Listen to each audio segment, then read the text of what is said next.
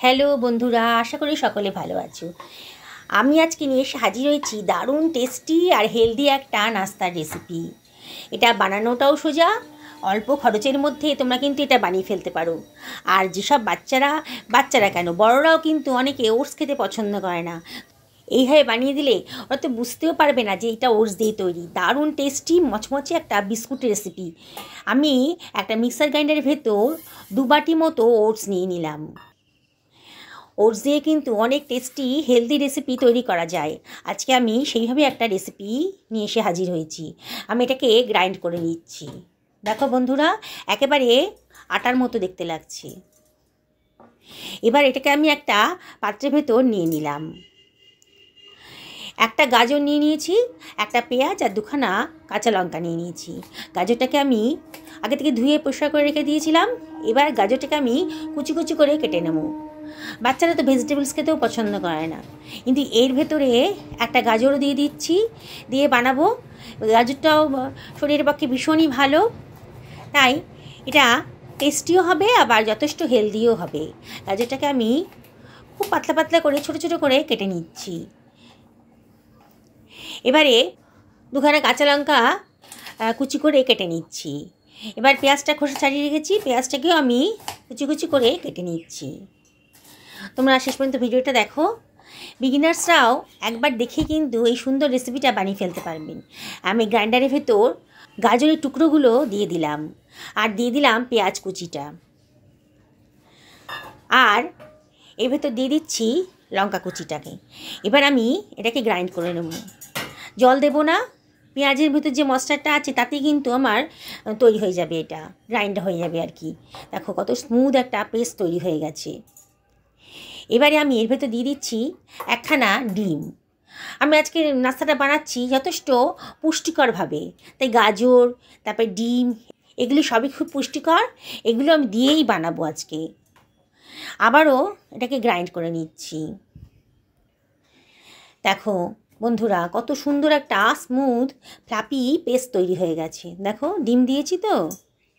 এইবারে আমি এটাকে ওই যে ওটসের পাউডারটা বানিয়ে রেখেছিলাম তার মধ্যে দিয়ে দিলাম। এবারে আমি দিয়ে দিচ্ছি 1/2 টেবিল চামচ মতো লবণ। লবণটা নিজেদের পছন্দ মতো দিও। আর দিয়ে দিলাম 1/2 টেবিল চামচেরও কম হলুদের গুঁড়ো, জাস্ট কালারের জন্যে। 1/2 টেবিল চামচ কাশ্মীরি লঙ্কার গুঁড়ো দিলাম। বাচ্চাদের জন্য বানালে পরে কিন্তু লঙ্কাটাকে অ্যাভয়েড করো। হাতে ডলে একটুখানি জোয়ানও দিয়ে দিলাম, হজমের পক্ষে খুব ভালো জোয়ানটা। 1/2 টেবিল চামচ মতো গোটা জিরেও দিয়ে দিলাম। আর দিয়ে দিচ্ছি 1/2 টেবিল চামচ মতো আমচুর পাউডার, বেশ সুন্দর একটা টক টেস্ট আসবে। আর দিয়ে দিচ্ছি 1/2 টেবিল চামচ মতো হিংটা দেওয়ার চেষ্টা করো। এগুলো সবই কিন্তু হজমের পক্ষে খুবই উপকারী। এবার আমি ভালো করে সব কিছু মিশিয়ে নিচ্ছি। খুব ভালো করে মিশিয়ে নিতে হবে, যাতে লবণ আর সমস্ত মশলাগুলো ওটসের আটাটার সাথে ভালো করে মিশে যায়। প্রথমে কিন্তু জল দেব না, প্রথমে ভালো করে মিশিয়ে নেব। যদি জলের প্রয়োজন হয় তাহলে দেব। দেখো খুব ভালো করে আমি সব মিশিয়ে নিচ্ছি। ঠেসে ঠেসে মেখে নিতে হবে, আমরা যেমন আটা মাখি সেইভাবেই মেখে নিতে হবে। দেখে মনে হচ্ছে না যে জলের প্রয়োজন হবে, তাই জলের দরকার নেই বলে আর জল দিলাম না। দেখো ভালো করে ঠেসে ঠেসে মেখে নিচ্ছি। তোমাদের যদি মাখতে গিয়ে প্রথমে যদি পাতলা পাতলা মনে হয় তাহলে তোমরা একটু বেসন ইউজ করতে পারো, কিংবা ওটস গুঁড়ো করেও নিতে পারো। দেখো আমার কিন্তু এই ডোটা খুব বেশি শক্তও হয়নি, খুব বেশি নরমও হয়নি, সুন্দর একটা স্মুথ ডো তৈরি হয়ে গেছে। ভালো করে ঠেসে ঠেসে কিন্তু মেখে নিতে হবে। কালারটাও কত সুন্দর এসেছে, আর কত পুষ্টিকর জিনিসের ভেতরে আছে। এবার 1/2 টেবিল চামচ মতো তেল দিয়ে এটাকে আমি ভালো করে আবারও মাখিয়ে নিচ্ছি। ভালো করে মাখিয়ে নিলাম, নিয়ে এবার এটাকে আমি একটু রেস্টে রেখে দেবো। মিনিট 5-6 রেস্টে রেখে দিলাম। তোমাদের হাতে সময় না থাকলে পরে রেস্টে না রাখলেও হবে। 5 মিনিট হয়ে গেছে। দেখো আমার ডোটা কিন্তু আগের থেকে আবারও একটু বেশি শক্ত হয়ে গেছে। দেখো আর ওটসগুলো কিন্তু মশলাটা ভালো করে টেনে নিয়েছে। এবার আমি 2খানা লেচি কেটে নিচ্ছি। এখান থেকে 2খানা লেচি কেটে নিলাম বড় বড় করে। এবার কিচেন টপের ওপরে একটু অয়েল দিয়ে দেখো ভিডিওতে যেমন দেখাচ্ছি এইভাবে নিয়ে একটা বড় লেচিকে আমি গোল পাকিয়ে নিচ্ছি।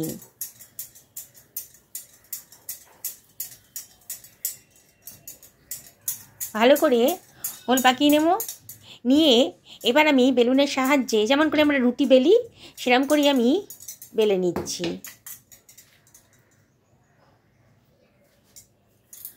হালকা করে চাপ দিয়ে এটাকে আমি বেলে নিচ্ছি।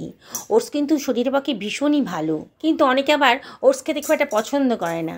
তাই এইভাবে যদি বানিয়ে দাও তারা কিন্তু সবাই খুব ভালো মুখ করেই খেয়ে নেবে। আর যারা ডায়েট করছে তারা কিন্তু এই রেসিপিটা ট্রাই করতেই পারো।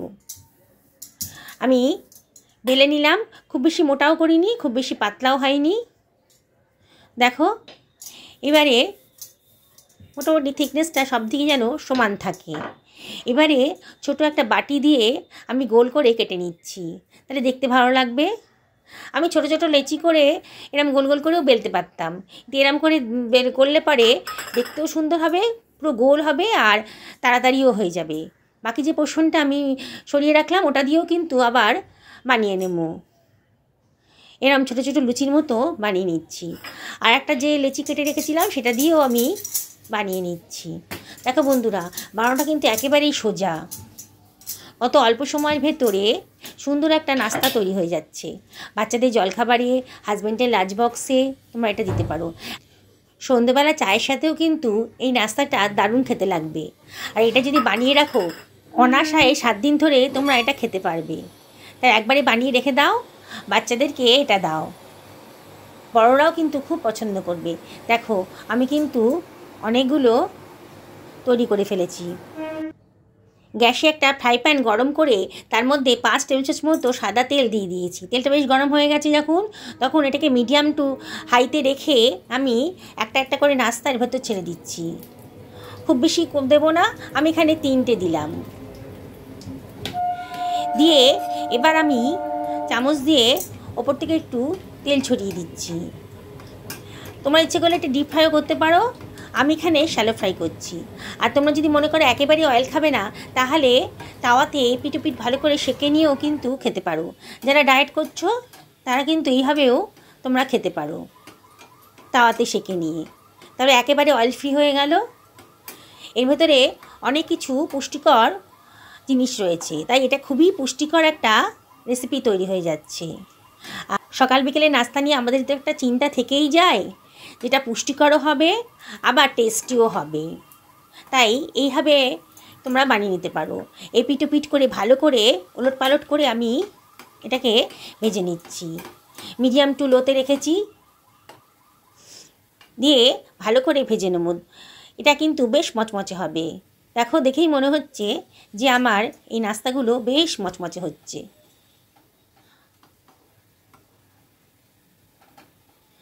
কালারটা সুন্দর এসে গেছে। এটা একটু ধৈর্য সহকারে ভাজতে হবে, হাই ফ্লেমে ভাজলে কিন্তু পুড়ে যাবে। দেখো আমি এবার তেল থেকে উঠিয়ে নিচ্ছি। তেলটাকে যত সম্ভব ঝরিয়ে নিয়ে আমি এটাকে একটা টিস্যু পেপারের উপর রেখে দেব। বাকি নাস্তাগুলো আমি একইভাবে ভেজে নেব।